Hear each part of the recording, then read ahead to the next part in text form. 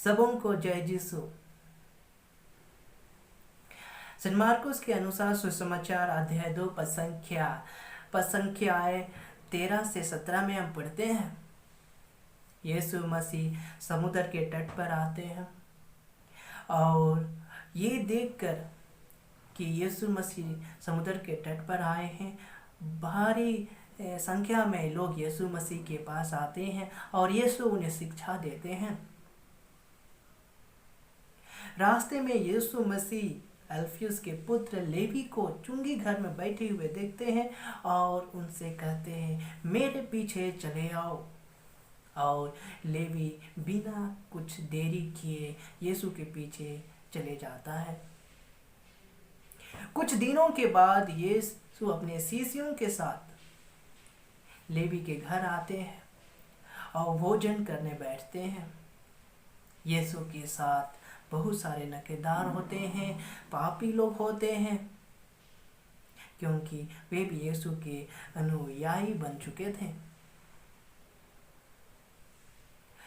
कुछ फरीसी दल के शास्त्री लोग भी वहां उपस्थित थे।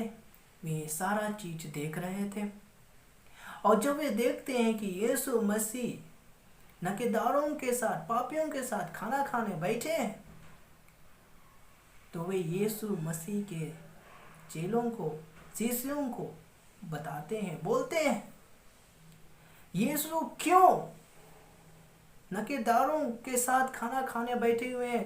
यीशु क्यों पापियों के साथ खाना खाने, भोजन करने बैठे हुए हैं? जब यीशु या सुनते हैं तो वे शास्त्रियों को कहते हैं, निरोगियों को नहीं लेकिन रोगियों को वैद्य की जरूरत होती है।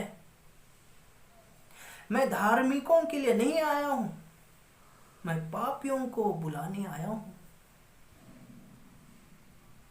यीशु मसीह आज लेवी को बुलाते हैं और बुलाने का मतलब है यीशु मसीह का शिष्य बनना। लेवी एक यहूदी था, लेकिन वह रोमियों के लिए काम करता था, हेरोद अंटिपस के लिए काम करता था, हेरोद अंटिपस के लिए चुंगी जमा करता था। वह यहूदियों के घर जा जाकर लोगों से चुंगी वसूल करता था और जो लोग नहीं दे पाते थे उनसे लड़ाई झगड़ा करके जितना सामान उनके घरों में रहता था उसे ले जाता था।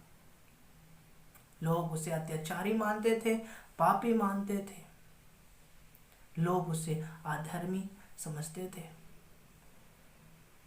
वही एक कारण थी कि जब यीशु उन्हें बुलाते हैं तो बिना कुछ सोचे यीशु के पीछे चले जाते हैं। और जब यीशु मसीह लेवी के घर में भोजन के लिए बैठते हैं, उन नकेदारों के साथ, उन पापियों के साथ, तो जब शास्त्री लोग यीशु के चेलों को पूछते हैं, यीशु क्यों नकेदारों और पापियों के साथ खाना खाने बैठे हुए हैं, भोजन करने बैठे हुए हैं, तो यीशु उनसे कहते हैं, निरोगियों को नहीं बल्कि रोगियों को वैद्य की जरूरत होती है।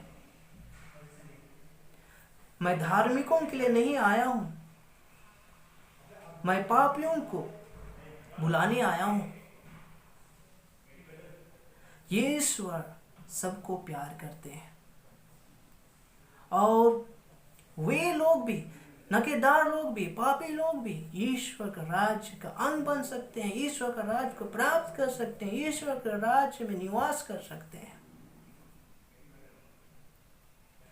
यीशु मसीह उनसे कहते हैं कि मैं पापियों को बुलाने आया हूं, मैं पापियों को ईश्वर का राज्य का प्रचार करने आया हूं, मैं उन्हें पश्चाताप का शिक्षा देने आया हूं। मैं उन्हें चाहता हूं कि वे अपने पापों के लिए पश्चाताप करें ताकि ईश्वर का राज्य में वे अंग बन सके, ईश्वर का राज्य को प्राप्त कर सके।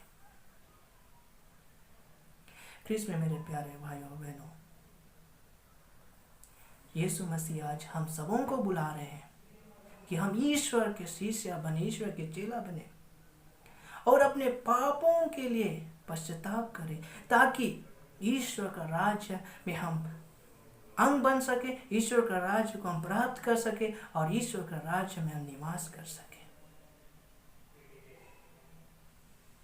चलिए हम प्रार्थना करते हैं कि हम ईश्वर के बुलावट को समझें, ईश्वर के बुलावट को हम पहचानें और ईश्वर का शिष्य बन जाए, अपने पापों के लिए पश्चाताप करें, ताकि हम भी एक दिन ईश्वर का राज्य में निवास करें, ईश्वर का राज्य में अंग बन सके और ईश्वर का राज्य को प्राप्त कर सके।